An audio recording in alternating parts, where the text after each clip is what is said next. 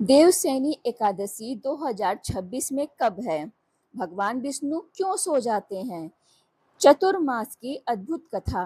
भगवान विष्णु जी की महिमा का वर्णन यहाँ पर विस्तृत है।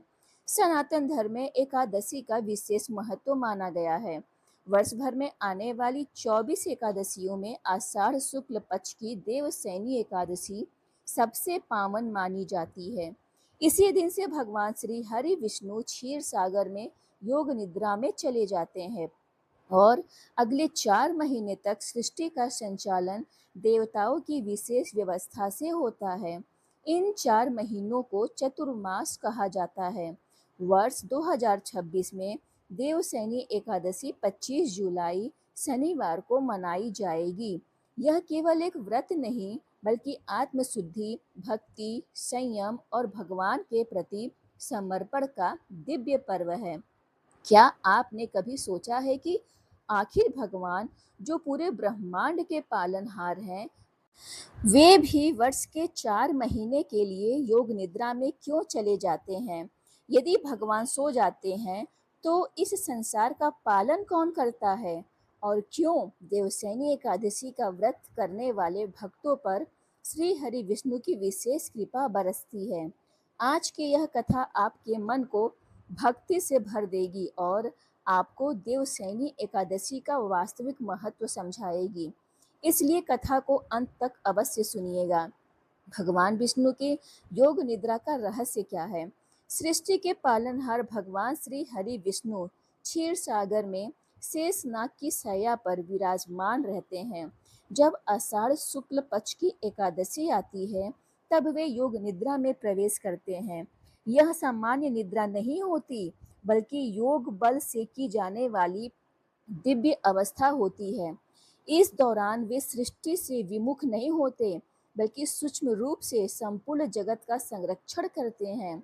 इसी दिन से चतुर्मास प्रारंभ होता है, जो 4 महीनों तक चलता है और देव उठावनी एकादशी पर समाप्त होता है। एक भक्त की कथा। बहुत समय पहले गंगा तट के निकट एक गांव में माधव नाम का एक गरीब युवक रहता था। उसका घर मिट्टी का था, भोजन साधारण था, लेकिन उसका हृदय भगवान विष्णु की भक्ति से भरा हुआ था। हर सुबह वह तुलसी के पौधे के सामने दीपक जलाता और कहता, हे नारायण, मेरे पास धन नहीं, लेकिन मेरा विश्वास कभी कम नहीं होगा। गांव के लोग उसकी गरीबी का मजाक उड़ाते थे, पर माधव केवल मुस्कुरा कर कहता, जिसके साथ भगवान हो वह कभी निर्धन नहीं होता। देवसैनी एकादशी का दिन आषाढ़ शुक्ल एकादशी आई। पूरा गांव मंदिर में एकत्र हुआ। भगवान विष्णु का पीले वस्त्रों से श्रृंगार किया गया।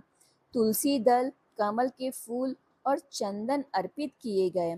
शंखनाद गूंज उठा। पुजारी बोले, आज श्री हरि योग निद्रा में प्रवेश करेंगे। जो श्रद्धा से व्रत करेगा उसका जीवन मंगलमय होगा। माधव ने निर्जला व्रत रखा और पूरी रात भगवान का नाम जपता रहा। ओम नमो भगवते वासुदेवाय। परीक्षा कुछ दिनों बाद हुई। गांव में भीषण वर्षा हुई। नदी उफान पर थी। माधव के घर में खाने को केवल 2 रोटियां बची थीं। तभी एक वृद्ध साधु उसके द्वार पर आए। उन्होंने कहा, बेटा, कई दिनों से भूखा हूँ। माधव ने बिना सोचे दोनों रोटियां उन्हें दे दी। स्वयं भूखा रह गया। साधु मुस्कुराए और बोले, वत्स, जिसने भूखे को भोजन कराया, उसने स्वयं नारायण को भोजन कराया। इतना कहकर वे अदृश्य हो गए। माधव समझ गया, वे कोई साधारण साधु नहीं थे। भगवान का आशीर्वाद। चतुर्मास के 4 महीने माधव ने सेवा, जप, दान और संयम में बिताए। जब देव उठावनी एकादशी आई, मंदिर में भगवान को जगाया गया। घंटियां बजी, शंख गूंजे और पूरे वातावरण में भक्ति का सागर उमड़ पड़ा। माधव ने जैसे ही भगवान के चरणों में शीश झुकाया, उसे दिव्य प्रकाश का अनुभव हुआ। भगवान विष्णु बोले, वत्स, तुमने केवल व्रत नहीं रखा, बल्कि दया, सेवा और प्रेम का पालन किया। यही सच्ची एकादशी है। माधव की आंखों से आनंद के आंसू बहने लगे। कथा का संदेश। देवशयनी एकादशी हमें सिखाती है कि भक्ति केवल मंदिर तक सीमित नहीं है। भूखे को भोजन कराना भगवान की पूजा है। तुलसी, जप और सेवा से भगवान अत्यंत प्रसन्न होते हैं। चतुर्मास आत्मशुद्धि और साधना का श्रेष्ठ समय है। भगवान कभी अपने सच्चे भक्त का साथ नहीं छोड़ते। यदि आपके जीवन में भी कठिनाइयां हैं, तो इस देवशयनी एकादशी पर भगवान विष्णु का स्मरण करें। सच्चे मन से किया गया एक छोटा सा जप, एक तुलसी दल का अर्पण और एक भूखे को कराया गया भोजन भी श्री हरि को प्रिय है। बोलिए श्री विष्णु भगवान की जय। नमो भगवते वासुदेवाय नमः। हर हर महादेव। यदि आपको वीडियो अच्छी लगी हो तो वीडियो को लाइक शेयर सब्सक्राइब करना मत भूलिएगा। वीडियो में अंत तक बने रहने के लिए आपका बहुत बहुत धन्यवाद।